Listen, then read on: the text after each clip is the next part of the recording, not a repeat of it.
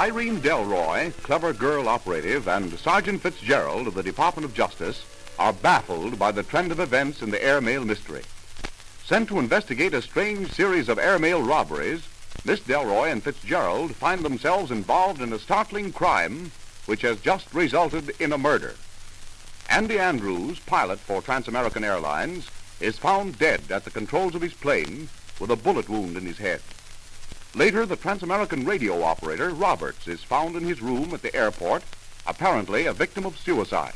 But Miss Delroy refuses the suicide theory. While investigating Roberts' death, Ernest Powers, general manager of the airline, reports someone snooping around in the radio transmitting room. Surprised by Miss Delroy and Jimmy Gifford, a reporter, the man in the radio room escapes by airplane, but is followed by Gifford in another ship. A new pilot, Lewis, has just disclosed an important bit of information for Miss Delroy as the two wait for news of Gifford's flight. Would you repeat that, please? Certainly.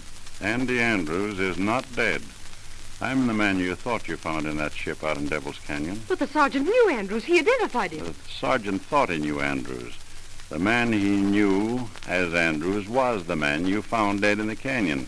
But he is not the Andy Andrews who was transferred here from the Eastern Division of the line. I'm afraid I don't follow you, Mr. Lewis. That name will suffice until this business is cleared up. How much do you know about this business, Mr. Lewis? Plenty. But there are also a few things I don't know. I was hoping we could get together on the facts. Perhaps if I knew your story, it would be helpful to both of us. It'll be hard to follow, Miss Delroy. I believe I know more of this business than you seem to give me credit for. Very well. But for personal reasons, I'm going to ask you to keep my story and my presence here secret, at least for the time being. Very well. You can rely on my discretion. I am the same Andy Andrews that hung up the Los Angeles-New York record 2 years ago. I made quite a bit of money through promotion schemes following that flight. Then I got an offer from the Lufthansa Lines in Germany as a sort of advisory pilot. On completion of that contract, I returned to New York and applied for my old job with Trans-American. I found mostly a new crowd When was there. this, Mr. Lewis? 3 months ago. And the application? Was approved because of my past record. But I was transferred to the Western Division, which had been just opened recently. And you came out here immediately? Yes, I'm coming to that part of the story.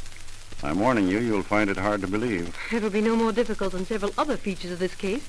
I was sent to Toledo to pick up a plane for use out here.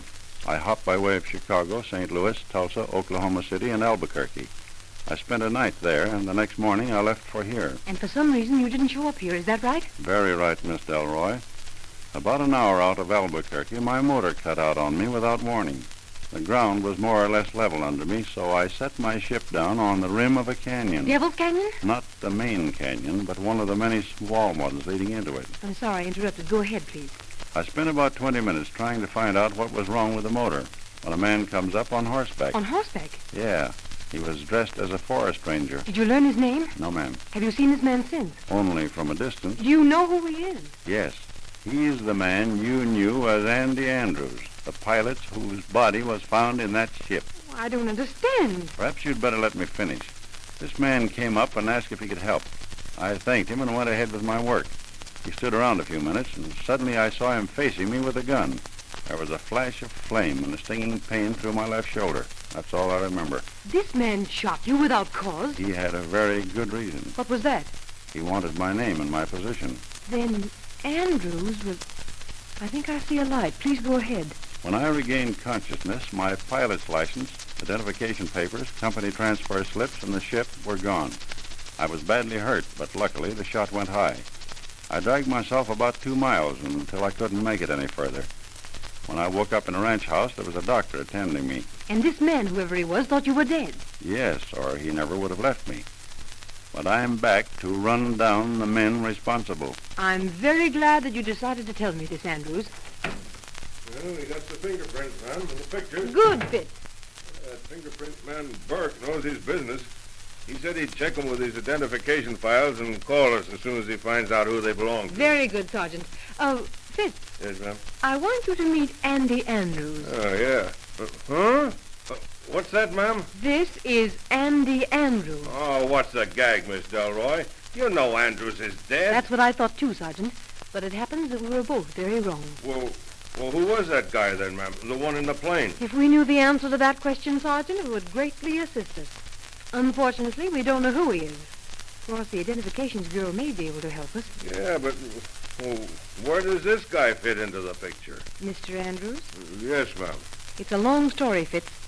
But you'll probably be interested in knowing that Andrews was impersonated by someone who was connected in an important way with a mail robbery. Yeah? Yes, Fitz.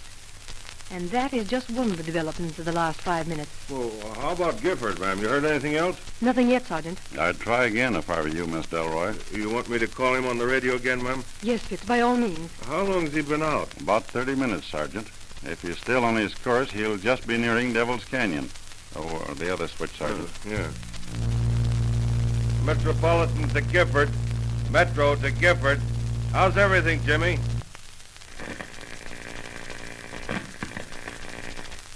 Oh, something's happened to him, I'm sure. I wish he'd never followed that other ship. Well, don't be alarmed, Miss Delroy. Try him again, Sergeant. Metropolitan Airport to Gifford. Metro to Gifford. Hello, Jimmy. Can you hear us? Go ahead. Hello, Fitz. Everything's still okay.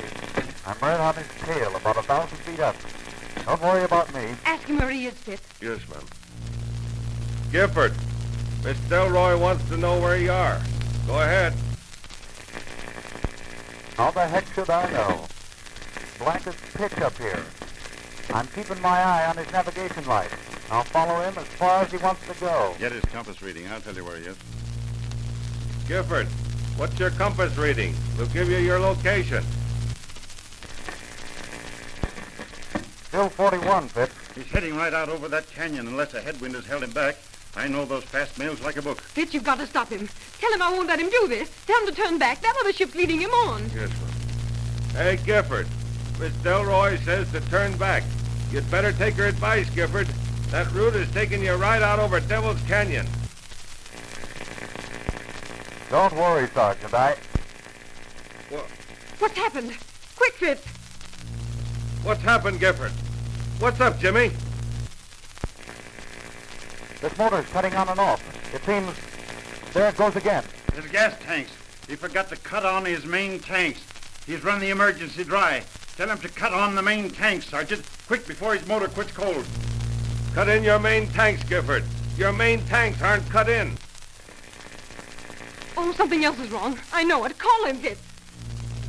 Jimmy, are you okay? Answer us. Hurry. Are you okay, Jimmy? Something's up as sure as shooting. Fitz, we've got to do something quick. Yeah, but what, ma'am? We got to get out there right away. Yeah, but it's 90 miles, ma'am. Sergeant, get over to the other hangar, quick. Get that new speed job out. I'll take you out to that canyon in 20 minutes. Hurry. Sure. I'll have it out for you. And Sergeant, Yeah? check the gas and oil while you're warming it up. Do you think you can make it, Andrews? Sure, miss. I'll get some parachute flares in case we need to land. And while I'm gone, you might scare up some artillery. I've a hunch we're going to need some. That's great, Andrews. Do hurry. Oh, where's the nearest phone? Over there, ma'am, on the desk. Oh, just a minute, Lewis. Yeah? Hello. Is this the Forestry Service?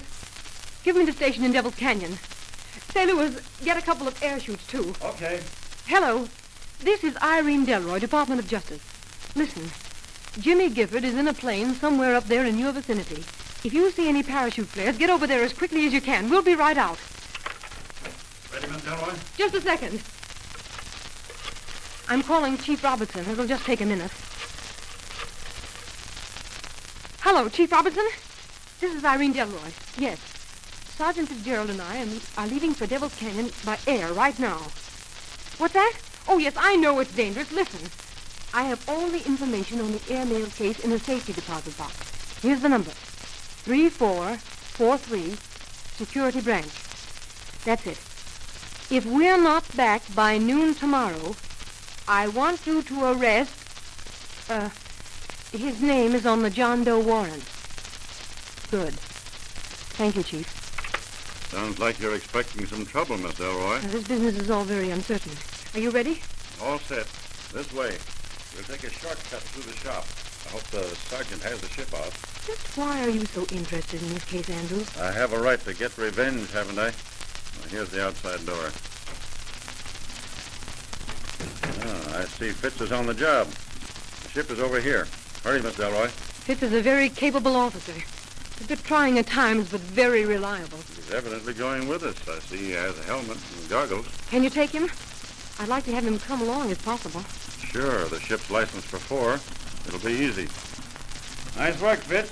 How's the gas and oil? Okay, I just finished checking them. Good. Climb in here and we're off. I'll give you a hand, Miss Delroy. All set? Get that belt for Miss Delroy, Fitz. All clear over there, Sergeant? All clear. Okay, here we go.